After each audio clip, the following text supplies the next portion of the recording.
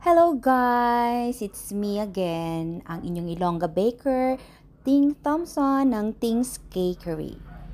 Well guys, today, this is my 2-tier cake. Ito pala si Disney Princess Sleeping Beauty.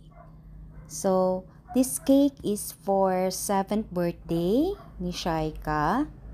And the crown was made of fondant. At painted ito ng edible lust gold.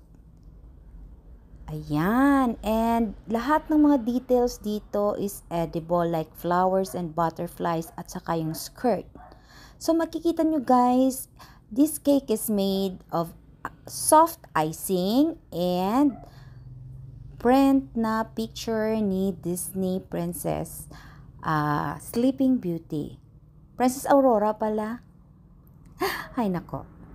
Hindi kasi ako familiar sa mga princess, lahat-lahat ng mga princess. But then guys, this cake is made with moist chocolate cake and sa top tier is chiffon vanilla flavor. So guys, eto na yung final finished product and the cupcakes with topper.